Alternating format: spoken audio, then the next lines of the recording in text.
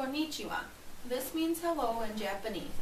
I am pleased to be speaking in front of you today about Japanese culture and communication. First and foremost, I would like to introduce myself. My name is Elizabeth Proctor. I've been to the country of Japan twice, and both experiences were very memorable. My first trip to Japan was June of 2015, and I decided to go back a secondary time, April of 2016. Contrary to popular belief, regardless of submersion, visiting a country for a short while does not by any means make you an expert. If you are seeking a true experience, I urge you to go as far as you can, for as long as you can, and spend time in a different country. My goal here today is not only to inspire you to travel through my experiences, but to broaden your knowledge based on Japanese culture. So our thesis statement will be, whether it be a positive or negative, many people tend to make judgments based on inaccurate information. Many cultures, religious groups, and communities can be easily misinterpreted in terms of relative practices. So moving on here to key values.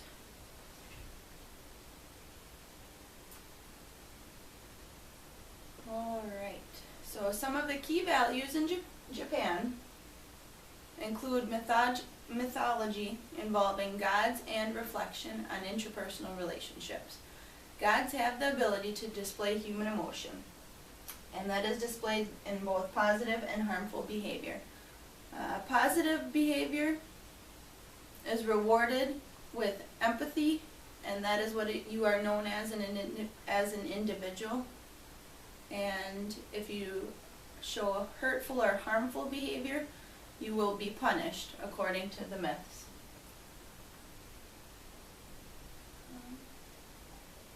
So many of the key values as far as interpersonal relationships, the first one we have here is interdependence. This is defined as dependence on one another in a family or culture. Early recognition of this is key in Japan. This begins early with the family in childhood and progresses to extended family, neighborhoods, schools, community, and even in the workplace. Second, we have avoiding confrontation. Competition and confrontation is avoided by the Japanese. This belief of working with others takes great self-control, and this is a rewarding practice. Consensus. Thirdly, decision-making involves each person in the group. Information is exchanged, eating meals at the dinner table with their family, and this is where many things are discussed regarding reinforcement of feelings with the group's identity. Not always is there a universal agreement amongst the family members. So they kind of just throw everything by everyone and hope for the best consensus. Our last one here is cooperation and participation in group activities. So we could have a collaboration type description for this value here. Many symbolic statements are used throughout this exchange of information and affiliation. So again, eating together, or they'll get together in the community, one person will paint, one will hang the banner, one will sweep the sidewalk to get ready for an event. So this is how the Japanese live in harmony with one another. So immigration to the United States. In 1880, the Japanese began immigrating to the United States and have continued to do so for the past 200 years. The Japanese are amongst the largest Asian ethnic group in the United States due to immigration, starting with Hawaii. And this was the primary region where the first immigrants from Japan settled between the years 1885 and 1895. Next, the Hawaii began their journey to the mainland. So they migrated to larger cities such as San Francisco, Los Angeles, majority of California region. All of this was done because they were great at agriculture. Well, you run out of room in Hawaii, so you need a larger area. This is why they moved to stateside. So they more or less were amazing at agriculture. And during the Great Depression, the American Federation of Labor began refusing Japanese workers and land and all of this because white Americans are poor. Why shouldn't the Japanese Americans be poor? So they more or less passed all these laws, anti-Japanese laws, and forced all the immigrants back to their home countries. So over 120,000 Japanese Americans were forced into intimate camps post-Great Depression, working our way here into World War II by President Roosevelt. And this was done through the Executive Order of 9066. Achievements? Of course, all of them had to do with technology. So top 11 that they saw rated were karaoke machine, the quartz watch, the pocket calculator, the DSL desktop, the camera, the cassette tape, video recorders, the high-speed train, which I will show you footage posted at the end of the video of my personal travels, MP3 players or portable music, floppy disks, and compact discs. So many of these things obviously we use today, they have been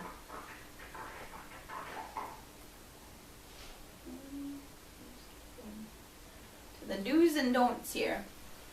So without submersion you really have no idea unless you completely research the country before you go, but a few important do's and don'ts that I both saw when I was there and came across in research is definitely when you eat. Part of showing manners or etiquette, believe it or not, typically with soups you're supposed to slurp your noodles. It's just like when you're taking a sip of hot coffee, slurp.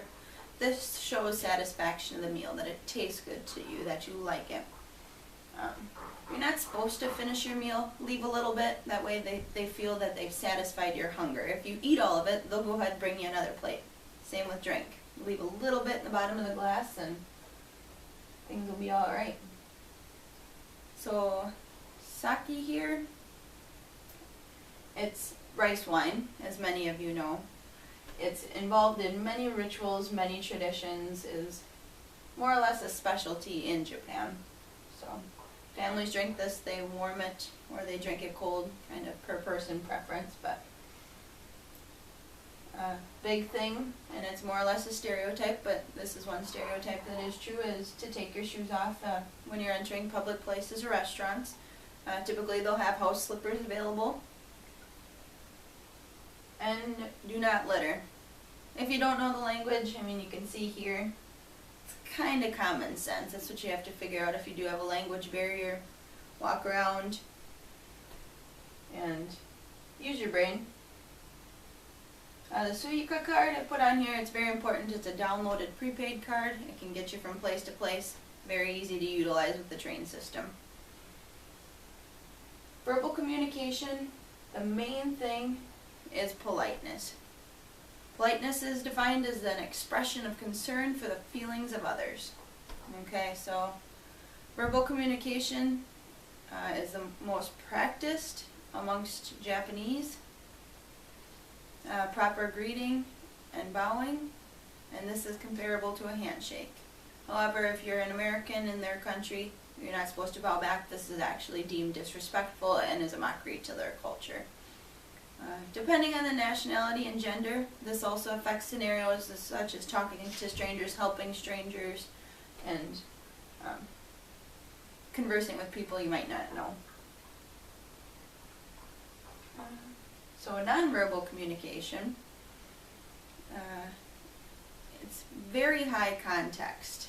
Words are chosen carefully because they're important to this culture, but many nonverbal signs are used to communicate. Japanese society observes nonverbal cues nonverbal cues as a deeper meaning in communication. Many, cultures aside from the Japanese will actually miss nonverbal cues. So they pay special attention to gestures. Love and affection is not shown through physical touch as much as it is actually through words, believe it or not. So chopsticks. They do have traditions twice a day. They put food out for their loved ones in front of the Buddha, who represents the death in the family.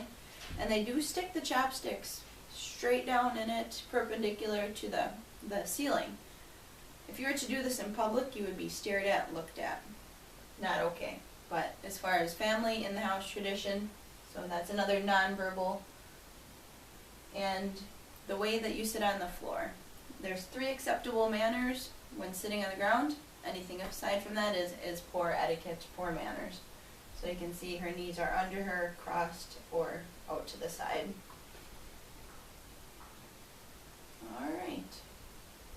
So big things, big takeaways. Greet whomever you come in contact with. Be mindful of word choice, as this is important. Also attempt to respect the quote-unquote laundry list of the do's and don'ts in Japanese culture. And I hope this presentation was informational.